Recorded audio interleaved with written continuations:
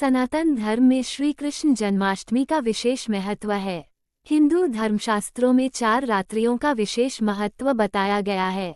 शिवरात्रि जिसे महारात्रि कहते हैं, दीपावली जिसे कालरात्रि कहते हैं, होली अहोरात्रि है, तो कृष्ण जन्माष्टमी को मोहरात्रि कहा गया है।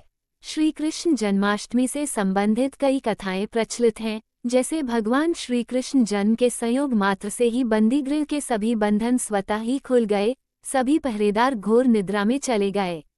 माँ यमुना जिनके चरण स्पर्श करने को आतुर हो उठी, ऐसे भगवान श्री कृष्ण को मोह लेने वाला अवतार माना गया है।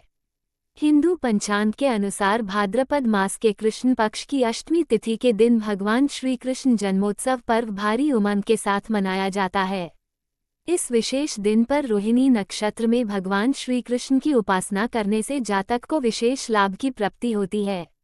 हर साल भाद्रपद माह के कृष्ण पक्ष की अष्टमी तिथि को मनाया जाने वाला श्री कृष्ण जन्माष्टमी है।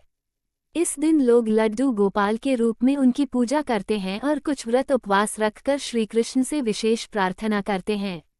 वहीं जन्माष्टमी के दिन श्री कृष्ण जी को 56 प्रकार के व्यंजनों का भोग लगाते हैं। अब कई लोगों के दिमाग में ये सवाल है कि आखिर 56 भोग ही क्यों चढ़ाते हैं। दरअसल इसके पीछे 2 रोचक कथाएं जुड़ी है।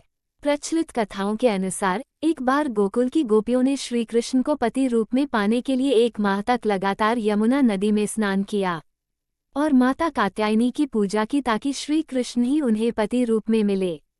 जब ये बात श्री कृष्ण को पता चली तो श्री कृष्ण ने सभी गोपियों को उनकी इच्छा पूर्ति होने का आश्वासन दिया।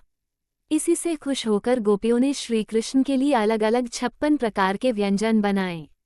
सबसे प्रचलित कथा के अनुसार मान्यता है कि माता यशोदा अपने बाल गोपाल को रोज 8 पहर अर्थात दिन में 8 बार भोजन कराती थीं। लेकिन जब श्री कृष्ण द्वारा गोवर्धन पूजा के कराए जाने पर देवराज इंद्र ब्रजवासियों से नाराज हो गए थे तो उन्होंने क्रोध में खूब वर्षा बरसाई थी ताकि ब्रजवासी माफी मांगने पर मजबूर हो जाए। लेकिन ब्रजवासियों की रक्षा के लिए श्री कृष्ण ने गोवर्धन पर्वत को अपनी उंगली पर उठाया और सभी ब्रजवासियों को इसी पर्वत के नीचे आने को कहा। श्री कृष्ण ने 7 दिनों तक बिना खाए पिए गोवर्धन पर्वत को उठाए रखा।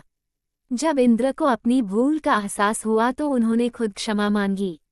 7वें दिन जब बारिश रुकी तो उनकी मां यशोदा ने ब्रजवासियों संग मिलकर उन्होंने 7 दिनों के 8 पहर के हिसाब से कान्हा के लिए 56 भोग बनाए थे।